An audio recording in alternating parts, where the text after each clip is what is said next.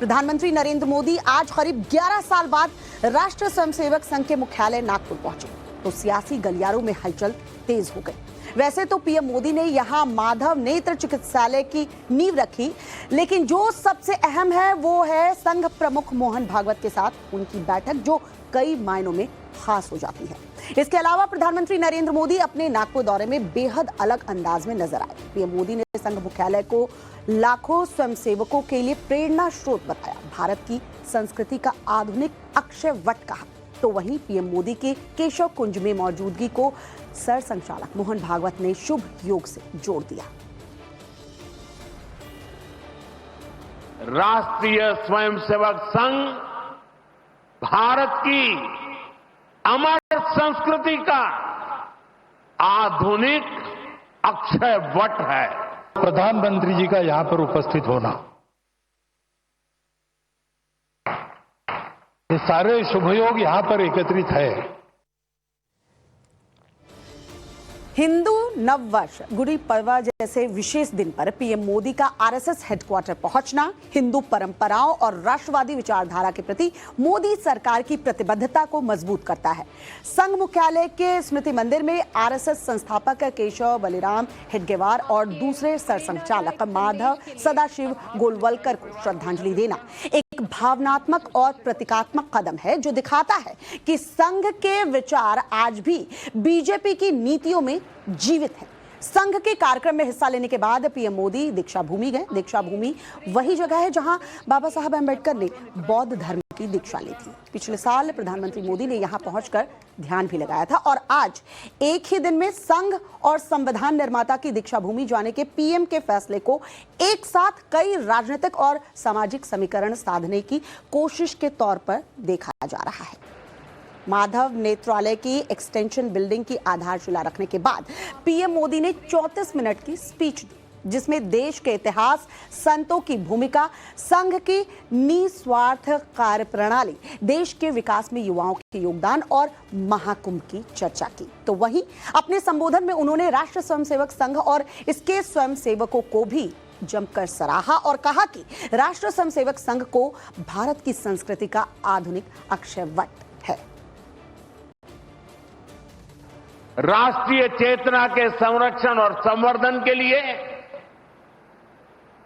जो विचार बीज 100 साल पहले बोला गया, वो महान वटवृक्ष के रूप में आज दुनिया के सामने है। सिद्धांत और आदर्श इस वटवृक्ष को ऊंचाई देते हैं। लाखों करोड़ों स्वयंसेवक इसकी टहनी, ये कोई साधारण वटवृक्ष नहीं, राष्ट्रीय स्वयंसेवक संघ भारत की अमर संस्कृति का आधुनिक अक्षय वट है। ये अक्षय वट आज भारतीय संस्कृति को, हमारे राष्ट्र की चेतना को निरंतर ऊर्जावान बना रहा है। ये किसी से नहीं छिपा है कि प्रधानमंत्री मोदी के ब्रांड मोदी बनने में बड़ी भूमिका संघ की ही रही है। संघ के ही संस्कारों ने पीएम मोदी के राष्ट्रवादी धारा की राजनीति को कसा है।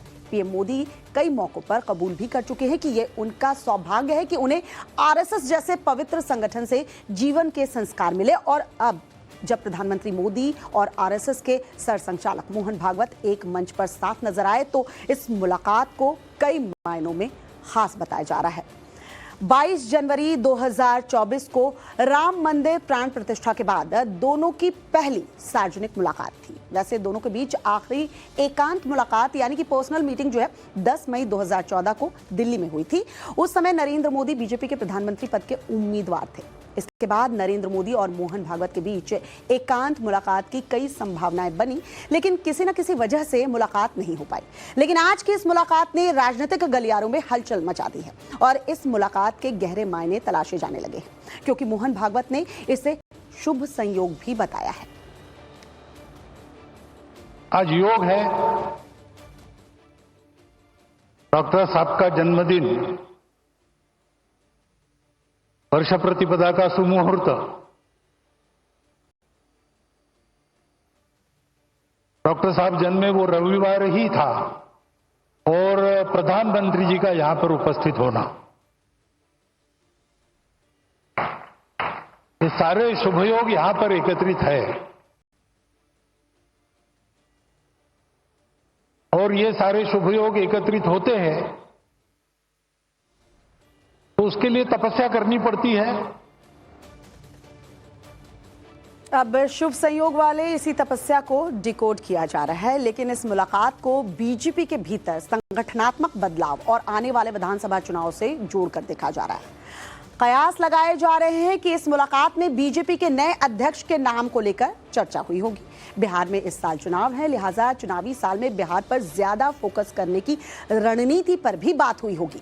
बंगाल विधानसभा चुनाव पर भी नई रणनीति बनाने को लेकर चर्चा हुई होगी, क्योंकि बंगाल में लोकसभा चुनाव में बीजेपी को उम्मीद के मुताबिक सफलता नहीं मिली, जिससे कि पार्टी को नई रणनीति पर काम अब करना पड़ रहा है। बैठक में बंगाल, बिहार के अलावा 2027 के यूपी चुनाव जीतने के लिए भी मेगा प्लान बनाने को लेकर बातचीत हुई होगी। बताया ये भी जा रहा है कि फिलहाल संघ और बीजेपी का बिहार से ज्यादा बंगाल चुनाव पर फोकस है। बंगाल में आरएसएस ने बीजेपी के लिए बड़ी जमीन तैयार कर दी है। 2023 से 2025 के बीच की बात करें तो बंगाल में संघ की 500 नई शाखाएं खुली है। उम्मीद जताई जा रही है कि संघ की शाखाओं के बढ़ने से बीजेपी को सियासी फायदा हो सकता है और हरियाणा, महाराष्ट्र और दिल्ली जैसी बड़ी जीत भी मिल सकती है। तो अब बिहार चुनाव के अलावा बंगाल में नई रणनीति क्या होगी, या फिर आने वाले विधानसभा चुनाव के साथ साथ यूपी विधानसभा चुनाव जो 2027 में होने वाले हैं, तमाम मुद्दों पर क्या बात हुई होगी, ये आने वाले दिनों में ही जब बीजेपी की रणनीति सामने आएगी तो खुलकर चीजें सामने आ पाएंगी। चलिए अब बात म्यांमार की कर लेते हैं। म्यांमार की पहली सार्वजनिक मुलाकात थी। वैसे दोनों के बीच आखिरी एकांत मुलाकात यानी कि पर्सनल मीटिंग जो है 10 मई 2014 को दिल्ली में हुई थी। उस समय नरेंद्र मोदी बीजेपी के प्रधानमंत्री पद के उम्मीदवार थे। इसके बाद नरेंद्र मोदी और मोहन भागवत के बीच एकांत मुलाकात की कई संभावनाएं बनी, लेकिन किसी न किसी वजह से मुलाकात नहीं हो पाई। लेकिन आज की इस मुलाकात ने राजनीतिक गलियारों में हलचल मचा दी है और इस मुलाकात के गहरे मायने तलाशे जाने लगे हैं, क्योंकि मोहन भागवत ने इसे शुभ संयोग भी बताया है। आज योग है, डॉक्टर साहब का जन्मदिन, वर्ष प्रतिपदा का सुमुहूर्त, डॉक्टर साहब जन्मे वो रविवार ही था और प्रधानमंत्री जी का यहां पर उपस्थित होना,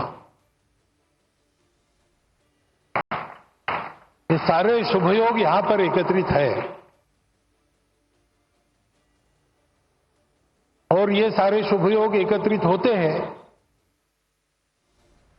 तो उसके लिए तपस्या करनी पड़ती है। अब शुभ संयोग वाले इसी तपस्या को डिकोड किया जा रहा है, लेकिन इस मुलाकात को बीजेपी के भीतर संगठनात्मक बदलाव और आने वाले विधानसभा चुनाव से जोड़कर देखा जा रहा है। कयास लगाए जा रहे हैं कि इस मुलाकात में बीजेपी के नए अध्यक्ष के नाम को लेकर चर्चा हुई होगी। बिहार में इस साल चुनाव है, लिहाजा चुनावी साल में बिहार पर ज्यादा फोकस करने की